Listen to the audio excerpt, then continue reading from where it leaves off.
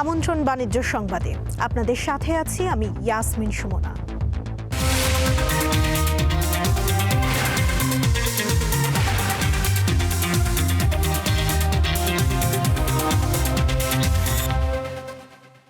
ব্রাহ্মণবাড়িয়ায় ভ্রাম্যমাণ আদালতের অভিযানে প্রায় ২,০০০ মিটার অবৈধ গ্যাস সংযোগ লাইন ধ্বংস এবং ৫ অবৈধ গ্রাহককে জরিমানা করা হয়েছে। বুধবার দিনব্যাপী এই অভিযান পরিচালনা করে Bakhrabad gas distribution company limited. Bakhrabad gas distribution company লিমিটেডের ব্রাহ্মণবাড়িয়া কার্যালয়ের সহকারী প্রকৌশলী নূর মোহাম্মদ জানান, জ্বালানি ও খনিজ সম্পদ বিভাগের নির্বাহী ম্যাজিস্ট্রেটের নেতৃত্বে ব্রাহ্মণবাড়িয়া জেলার সদর উপজেলার বিজেশ্বর এলাকায় প্রায় ১,০০০ মিটার অবৈধ পাইপ উত্তোলন করা হয়। এছাড়া আরও প্রায় ১,০০০ মিটার অবৈধ গ্যাস পাইপলাইন অকেজো করা হয়। এতে প্রায় ৪০টি অবৈধ সংযোগ স্থায়ীভাবে বিচ্ছিন্ন হয়। অভিযানে ভ্রাম্যমাণ আদালত ৫ জন অবৈধ গ্যাস ব্যবহারকারীকে ৩৪,০০০ টাকা অর্থদণ্ড দেয়। এ সময় বাখরাবাদ গ্যাস ডিস্ট্রিবিউশন কোম্পানি লিমিটেডের কুমিল্লা ভিজিলেন্স টিম উপস্থিত থেকে কারিগরি তত্ত্বাবধান করে। অবৈধ গ্যাস সংযোগ বিচ্ছিন্ন করতে ভ্রাম্যমাণ আদালতের অভিযান অব্যাহত থাকবে বলে জানান কর্মকর্তারা।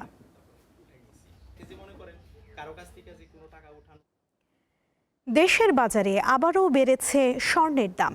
৪ দফায় কিছুটা কমলেও এবার এক লাফে সবচেয়ে ভালো মানের স্বর্ণের দাম বেড়েছে ৮,৯০০ টাকা। বুধবার রাতে বাংলাদেশ জুয়েলার্স অ্যাসোসিয়েশন বাজুসের দেয়া বিজ্ঞপ্তিতে এই তথ্য জানানো হয়। বাড়তি দাম আজ থেকে কার্যকর হয়েছে। নতুন সিদ্ধান্ত অনুযায়ী ২২ ক্যারেটের সোনার দাম ৮,৯০০ টাকা বাড়িয়ে ২,০২,৭০৯ টাকা নির্ধারণ করা হয়েছে। এছাড়া ২১ ক্যারেটের প্রতি ভরি ১,৯৩,৫০৬ টাকা, ১৮ ক্যারেটের এক ভরি ১,৫৬,৮৬২ টাকা ও সনাতন পদ্ধতির এক ভরি স্বর্ণের দাম ১,৩৭,৮৪৫ টাকা নির্ধারণ করা হয়েছে। এক যুগ পর অনুষ্ঠিত হতে যাচ্ছে Chittagong chamber of commerce and industries এর দ্বিবার্ষিক নির্বাচন। দীর্ঘ সময় পর হওয়ায় নির্বাচন ঘিরে উৎসবের আমেজ ব্যবসায়ীদের মাঝে। তাদের স্বার্থ রক্ষায় ১ নভেম্বরের নির্বাচন ভূমিকা রাখবে বলে আশা ব্যবসায়ীদের।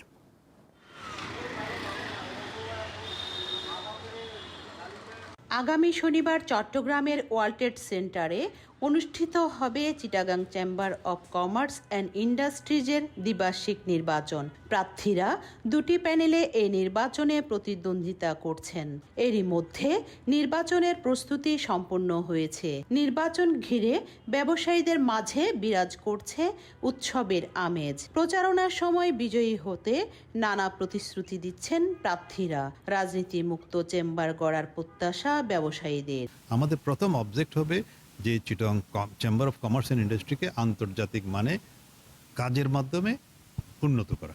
চট্টগ্রাম চেম্বারের কয়েকটা কাজের মধ্যে একটা হলো সরকারের সাথে পলিসি সাপোর্ট। দেশের বাণিজ্যিক প্রাণকেন্দ্র হলেও চট্টগ্রাম ব্যবসায়ীদের বেশ কিছু প্রতিবন্ধকতা রয়েছে। সমস্যার সমাধানে কাজ করার প্রতিশ্রুতি দেন প্রার্থীরা। চিটাগংয়ের যেসব সমস্যা, ওজনের স্কেল, সীতাকুণ্ড ওজনের স্কেল এবং আপনার আয়কর এবং ব্যাট, যে বাণিজ্যিক রাজধানীর যে গুরুত্বপূর্ণ দিকগুলি আছে, যেমন ধরেন ঢাকা চিটাগংয়ের ট্রেন লাইন, ওখানে কিন্তু আমরা যদি ১০০ কিলোমিটার যদি আমরা একটা কর্ড লাইন করি, যে ঢাকা চিটাগংয়ের দূরত্বটা ২ ঘন্টা কমে যাবে। এটা একটা বিষয়। ঢাকা চিটাগংয়ের মধ্যে একটা করিডোর রাস্তা করা দরকার। সবশেষ ২০১৩ সালে Chittagong chamber of commerce and ইন্ডাস্ট্রিজের নির্বাচন অনুষ্ঠিত হয়। রুনা আনসারি, দীপ্ত সংবাদ, চট্টগ্রাম। সূচকের চাঙাভাবের মধ্য দিয়ে ঢাকা স্টক এক্সচেঞ্জের লেনদেন চলছে। সেখানকার আরও খবর নিয়ে যোগ দিচ্ছেন আমাদের সহকর্মী শাহরিয়ার ইমন। ইমন, সপ্তাহের শেষ কার্যদিবসে ঢাকা স্টক এক্সচেঞ্জের লেনদেনের এই মুহূর্তের খবর আমাদের জানাবেন।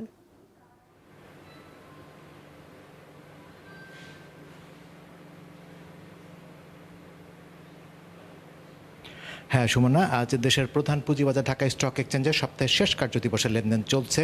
আমরা যদি লেনদেনের দিকে একটু লক্ষ্য করি তাহলে আমরা দেখব যে আজকে খানিকটা চাঙ্গা ভাবের মধ্যে দিয়ে লেনদেন চলছে দেশের প্রধান পুঁজিবাজার ঢাকা স্টক এক্সচেঞ্জে। আমরা এখন পর্যন্ত দেখছি সূচক প্রায় 3 ঘন্টা পর, লেনদেনের 3 ঘন্টা পর 29 পয়েন্ট বেড়ে মোট সূচক অবস্থান করছে 5122 পয়েন্টে। এছাড়া যদি আমরা লেনদেন হওয়া শেয়ারগুলোর ক্ষেত্রে দেখি, আমরা দেখছি যে লেনদেন হওয়া মোট শেয়ারের ভিতরে আপনার 250টি শেয়ারের দাম বেড়েছে, আর দাম কমার তালিকায় রয়েছে 66টি কোম্পানি। এছাড়া দামের কোনো তারতম্য ঘটেনি 74টি কোম্পানি শেয়ারের ক্ষেত্রে। আর যদি আমরা লেনদেন ভলিউম যেটি, সেটির দিকে যদি তাকাই, আমরা দেখব যে আজ আপনার প্রথম 3 ঘন্টায় লেনদেন হয়েছে প্রায় 256 কোটি টাকা ঢাকার পুঁজিবাজারে। তো এই হলো বাজারের মোটামুটি অবস্থা। আর সুমনা আমাদের সাথে এই মুহূর্তে রয়েছেন মিডওয়ে সিকিউরিটিজের ব্যবস্থাপনা পরিচালক, তার কাছ থেকে আমরা বাজারের বিস্তারিত একবার জেনে আসবো। জনাব আশিকুর রহমান, আপনাকে স্বাগত জানাচ্ছি দীপ্ত টিভির এই বিজনেস আয়োজনে। আপনার কাছে আমরা যেটি জানতে চাই সেটি হচ্ছে যে বাজারে যে আমরা একটি দেখছি যে বেশ অনেক কদিন আপনার একটি নেতিবাচক ধারার পর আবার কিছুটা চাঙ্গা ভাব ফিরে আসছে, তো বাজারের এই অবস্থাটির মূল কারণ কীভাবে আপনারা দেখছেন? ওয়েল, গত 2 সপ্তাহ থেকে 1 মাসের মধ্যে কিন্তু বাজার একটা র্যালির পর থেকে একটা কারেকশনের দিকে যাচ্ছে, বাট মেইনলি এইটার কারেকশনের মেইন পারপাসটা হলো যে এর আগে যে শর্ট একটা র্যালি হয়েছে সেটা হয়েছে কিন্তু আপনার লো কোয়ালিটি স্টকস দিয়ে। সো অনেক স্টকস আছে যেটা দেখবেন যে টার্নওভার অনেকটু বেশি হয়েছে, সেখান থেকে আপনার প্রাইস বেড়ে গেছে অলমোস্ট 40, 60, 70, 80%। যেটা হয় কি যে এইসব স্টকসে কিন্তু যারা অ্যাকচুয়ালি মানে লো অ্যামাউন্টে বিনিয়োগ করে থাকে বা স্পেকুলেশন করে থাকে বা গ্যামলিং যেটাই বলেন আপনি করে থাকে, তারা কিন্তু এটা বেশি দিন হোল্ড করতে চায় না, কারণ আলটিমেটলি এদের ফান্ডামেন্টালস কিন্তু ভালো না। সো এই কারণে যেটা হচ্ছে যে এখন ওইসব স্টকসদের অলরেডি সেল অফ শুরু হয়ে গেছে, গত 2 সপ্তাহ ধরে খুব অ্যাগ্রেসিভলি সেল অফ হয়েছে, এই জন্যই বাজার কিন্তু অ্যাকচুয়ালি পড়ে গেছে। ওয়ারেজ আপনি যদি অ্যাকচুয়ালি দেখেন ব্লু চিপ কোম্পানির প্রাইস কিন্তু বেশি চেঞ্জ হয়নি। সো বাজারের মেইন টাকাটা গত 2 মাস ধরে কিন্তু ঢুকে গেছে ওইসব লো কোয়ালিটি স্টকসে, অ্যান্ড ওই টাকাটা যখন এক্সিট হয়েছে কিছু ভ্যালু ডিস্ট্রাকশন হয়েছে, এই জন্য বাজার পড়ে গেছে। বাট আমরা যেটা দেখতে পাচ্ছি যে গত 2 দিনের সেন্টিমেন্টে কিছু চেঞ্জ হয়েছে, যে এইসব স্টকগুলি যারা এখন অ্যাকচুয়ালি ফল করেছে 30, 40, 50%-এর মতন, তারাই কিন্তু আবার ঘুরে ফিরে আবার প্রাইস বাড়া শুরু হচ্ছে। সো ভেরি লাইকলি আমার মনে হয় যে খুব শীঘ্রই হয়তোবা এই স্টকসে আবার টাকা ঢুকবে, অ্যান্ড এখান থেকে হয়তোবা একটা শর্ট টার্ম র্যালি হতে পারে, বাট এইগুলি সাস্টেনেবল র্যালি না। আপনার কাছে আমরা যেটি জানতে চাই সেটি হচ্ছে যে বাজারে আপনার দেখছিলাম যে আপনার এই অল্প কিছুদিন আগেও তো প্রায় 1000 কোটি টাকার উপর লেনদেন ছিল, সূচকও আপনার প্রায় অনেকখানি বেড়ে গেছিলো, আপনার 5500, 5600 পয়েন্ট আপনার সূচক এসে দাঁড়িয়েছিল। সেখান থেকে আমরা দেখলাম যে এখন আপনার লেনদেন ভলিউম প্রায় 400-500 কোটি টাকার ঘরে ঘুরপাক খাচ্ছে। সেই সাথে আপনার মোট যে আপনার সূচকের পরিমাণ সেটিও আপনার দেখছিলাম যে প্রায় 5000 পয়েন্টের মধ্যে বা 5000 পয়েন্টের নিচেও কিছু কোনো দিন নেমে গিয়েছিল। তো সেখান থেকে মার্কেট এখন যে মানে যে ঘুরে দাঁড়াচ্ছে কি, বা মার্কেট আগামী দিনে কেমন যাবে আপনার কাছে কি মনে হচ্ছে, বিনিয়োগকারীদের জন্য সামনের দিনগুলোতে কেমন যাবে? সো জুন জুলাইয়ের যে র্যালিটা ছিল, আর যে আপনি যেটা বলেছেন যে বাজারে 1000-এর উপরে অলমোস্ট 1500 কোটি টাকার যে টার্নওভারটি ছিল, পয়েন্টস যে অলমোস্ট 1000 পয়েন্টস যে বেড়েছে, এটা কেন বেড়েছে? এটা মেইনলি বেড়েছে যে বিকজ আপনার ভালো ভালো কোম্পানির মধ্যেই কিন্তু তখন বিনিয়োগটা ঢুকেছিল।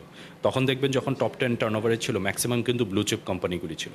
বাট যেটা হয়েছে যে ওইটার ভ্যালুয়েশন হওয়ার পর থেকে এরপরে যে কোম্পানিগুলি অ্যাকচুয়ালি বেড়েছে, they are not very well fundamental, ভালো কোনো কোম্পানি না। সো ফান্ডটা কিন্তু ডাইভার্ট হয়ে ওইসব কোম্পানিতে চলে গেছে। ওই জন্যই কিন্তু অ্যাকচুয়ালি টার্নওভারটাও কম, কারণ মেজরিটি যারা বিনিয়োগকারী তারা তো আর এইসব স্টকসে ইনক্লুড করে না, আর তাদের অ্যামাউন্টও কিন্তু খুবই ছোট। সো ওই জন্য 1000-1500 কোটি টাকার মতন যে টার্নওভারের যে ফান্ড দরকার ছিল, these are already invested in blue chip companies. So এখন যেটা রয়ে গেছে, যে ফান্ডটা রয়ে গেছে, this is natural market fund, যে ফান্ডটা দিয়ে মেনলি স্পেকুলেশনই হয়। ধরে নেন আজকে কিনে T+2-তে এই সেল অফটা হয়, এই ফান্ডটাই ঘুরে ফিরে মার্কেটের 400, 450, 500 কোটি টাকার একটা ফান্ড, এটাই কিন্তু রোল ওভারটা হচ্ছে। আপনার কাছে সবশেষ যেটা জানতে চাইবো যে পুরো সপ্তাহটাকে আপনি কিভাবে দেখছেন, এবং বিনিয়োগকারীদের জন্য যে একটি ইতিবাচক ধারা আগামীতে কিভাবে বাজারের উন্নয়নে কি পরামর্শ আছে আপনার? পরামর্শ একটা জিনিস আমি মনে করি যে ঘুরে ফিরে আমরা যে জিনিসটা গত 6 মাসে দেখেছি, আমরা কিন্তু যতই ইলেকশন আসুক, যতই ইকোনমিক চেঞ্জ হোক, আমরা কিন্তু এই জিনিসই দেখবো, আনলেস অ্যান্ড আনটিল আমরা ভালো ভালো আইপিও যদি আমরা না আনতে পারি। অলমোস্ট 1.5 বছর হয়ে গেছে যে ঢাকা স্টক এক্সচেঞ্জের মতন একটা ইনস্টিটিউশনে কোনো আইপিও কিন্তু আসেনি। বাজারের সবচেয়ে প্রাইমারি ফাংশনই হলো যেটা যেটাকে প্রাইমারি মার্কেট বলে, সেটা হলো যে আপনাকে ক্যাপিটাল রেজ করা, মিনস ভালো আইপিও আনা। যদি 1.5 বছর ধরে যদি ভালো আইপিও যদি না নেন, তার মানে কিন্তু আমরা প্রাইমারি মার্কেটই কিন্তু ফেলিয়ার। সো আমরা যদি প্রাইমারি মার্কেটে ফেলিয়ার থাকি, আপনার এটার ইম্প্যাক্ট কিন্তু সেকেন্ডারি মার্কেটে আসবে। সো এই একটা লুপের মধ্যে আমরা পুরো মার্কেটটা পড়ে গেছে। এটা ভেরি ইম্পর্টেন্ট যে regulator, stakeholder, issue manager সবাইকে মিলে যেভাবেই হোক ভালো ভালো কোম্পানি, ইভেন সরকারের এখানে একটা বড় রোল আছে। সরকারও কিন্তু বলেছে তারা তাদের কিছু ভালো কোম্পানি লিস্ট করবে। কই অগ্রগতি তো কিছুই হয়নি, অনেক মিটিং হয়েছে, অনেক কথা হয়েছে, বাট আনফর্চুনেটলি কোনো দৃশ্যমান তো কিছুই আমরা দেখতে পাচ্ছি না। সো এখানে ইন্ডাস্ট্রি যদি খুব ফোর্সফুলি যদি কোনো ভালো আইপিও যদি লিস্ট না করে, আমরা কিন্তু সবসময় এই একই সাইকেলের মধ্যেই থাকবো। আপনাকে অসংখ্য ধন্যবাদ। সুমনা, আসলে কথা হচ্ছিল আপনার মিডওয়ে সিকিউরিটিজের আপনার ব্যবস্থাপনা পরিচালক জনাব মোহাম্মদ আশিকুর রহমান সাহেবের সাথে। তার কাছ থেকে আমরা বাজার নিয়ে আমরা বিস্তারিত জেনে আসলাম। আমরা এখন পর্যন্ত দেখছি যে আসলে আপনার প্রায় লেনদেন হয়েছে 256 কোটি টাকা প্রথম 3 ঘন্টায়, আরও 1.5 ঘন্টার লেনদেন বাকি আছে, এবং 1.5 ঘন্টা পরে আমরা দেখব যে আজ আপনার দিন শেষে লেনদেন কত হলো বা কী পরিমাণ দাঁড়ালো, এবং ডিএসসির প্রধান সূচক DSEX সূচক আপনার কততে এসে দাঁড়ালো। তো আমার হাতে এখন পর্যন্ত এতটুকু ছিল ঢাকার পুঁজিবাজার থেকে। সুমনা। ইমন, ধন্যবাদ আপনাকে। রাজধানীতে শুরু হয়েছে 3 দিন ব্যাপী ট্যুরিজম মেলা। বাংলাদেশ চায়না ফ্রেন্ডশিপ আন্তর্জাতিক সম্মেলন কেন্দ্রে চলছে এই মেলা। সেখান থেকে সরাসরি যোগ দিয়েছেন আমাদের সহকর্মী স্বস্তিকা সিংহ। স্বস্তিকা, মেলার উদ্বোধন কখন হয়েছে, আয়োজকরা কি বলছেন, বিস্তারিত জানাবেন। সুমনা, কিছু সময় আগেই কিন্তু এই যে এবারের যে 13তম আসর ট্যুরিজম ফেয়ারে, সেই 13তম আসরের উদ্বোধনী অনুষ্ঠানটি হয়েছে, এবং উদ্বোধনী অনুষ্ঠানের পরেই কিন্তু যে মেলার স্টলগুলো ছিল, স্টলগুলো কিন্তু এখন জাঁকজমকপূর্ণ হয়ে গিয়েছে, এবং যারা দর্শনার্থীরা ছিলেন বা বিভিন্নভাবে ট্রাভেল এবং ট্যুরের জায়গা থেকে যারা আগ্রহী, তারা কিন্তু সেই জায়গা থেকে খুবই জাঁকজমকপূর্ণভাবে করে রেখেছেন। এবং এবারের যে 13তম আসর এই ট্যুরিজম ফেয়ারের, এই 13তম আসরটি কিন্তু বসেছে ঠিক 3 দিনের জন্য। 3 দিন ব্যাপী এই আসরটি আসলে থাকবে, এবং এই আসরটি কিন্তু বাংলাদেশ চায়না ফ্রেন্ডশিপ আন্তর্জাতিক সম্মেলন কেন্দ্রে শুরু হয়েছে, এবং সকাল 10টা থেকে রাত 9টা পর্যন্ত কিন্তু এই ট্যুরিজম ফেয়ারে যারা দর্শনার্থীরা বা বিভিন্ন সুযোগ সুবিধার জন্য আসলে যারা ট্রাভেল করে থাকেন, তারা কিন্তু আসলে আসতে পারবেন। এবং এইবারের যে মেলা, এই মেলায় কিন্তু বিশেষ যে জায়গাটি রয়েছে, পাকিস্তান, নেপাল, ভুটান সহ 12টি দেশের পর্যটন যে খাত রয়েছে বা পর্যটন শিল্পের সাথে সংশ্লিষ্ট ও যেসব কোম্পানি বা ট্রাভেল এজেন্সি বা এজেন্টরা রয়েছে, তারা কিন্তু আসলে এই মেলায় অংশগ্রহণ করেছে। এবং বিশেষ যে জায়গাটি আসলে কাজ করছে, সেটি কিন্তু আসলে বাংলাদেশ বিমান সংস্থা বা বাংলাদেশ বিমান এয়ারলাইন্সের পক্ষ থেকে কিন্তু এই মেলায় যারা আসবেন এবং এই ট্রাভেলের ক্ষেত্রে যারা বিমানের সুযোগটি আসলে নিতে চান, তাদের ক্ষেত্রে কিন্তু বিশেষ আকর্ষণীয় অফার রেখেছেন। সেই অফার সহ আরও কিন্তু বিশেষ অনেক সুযোগ সুবিধা কিন্তু এই মেলার জন্য রাখা হয়েছে। এবং এই মেলার যে আসর, এইবারের এই আসরে কিন্তু আমরা অনেক অনেকেই কিন্তু বলছেন যে এই ধরনের মেলার সময়সীমা যদি বৃদ্ধি করা যায়, তাহলে যারা আসলে ট্রাভেল করেন বা বিশ্ব ঘুরে দেখতে পছন্দ করেন, তাদের জন্য আরও বেশি আকর্ষণীয় হয়ে উঠবে। সুমনা, এই ছিল আমার কাছে মেলার সর্বশেষ তথ্য।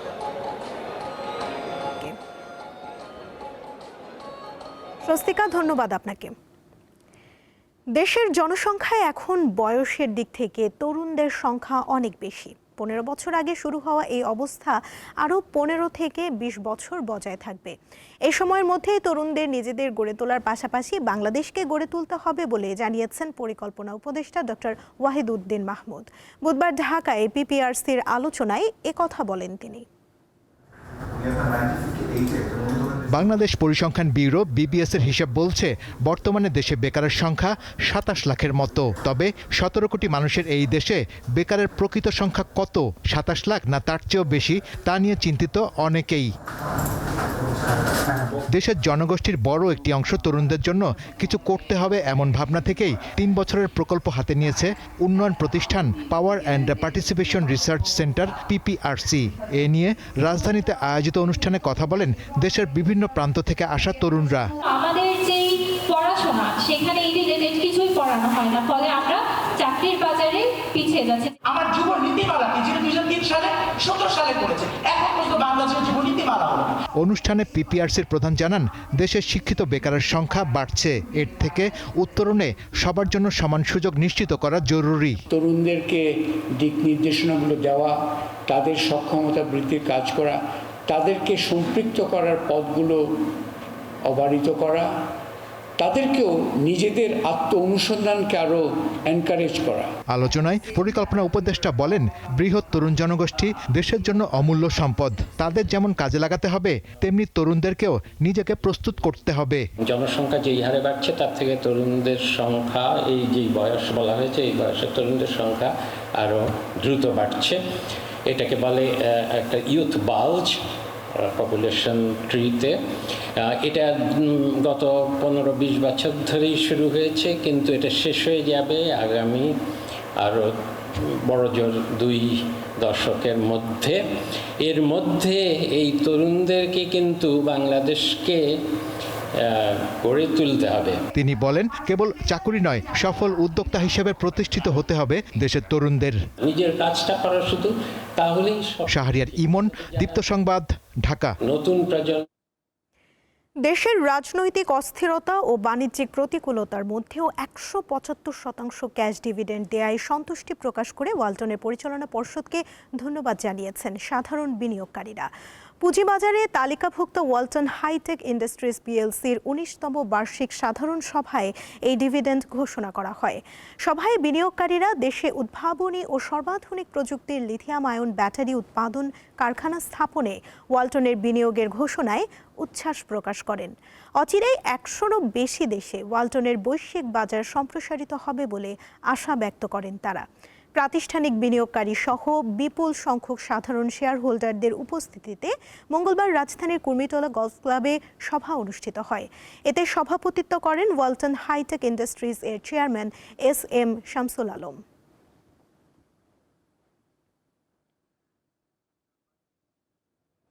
এই ছিল এখনকার দীপ্ত বাণিজ্য সংবাদে। এরপর দীপ্ত আন্তর্জাতিক সংবাদ দেখার আমন্ত্রণ জানিয়ে শেষ করছি। ধন্যবাদ সবাইকে।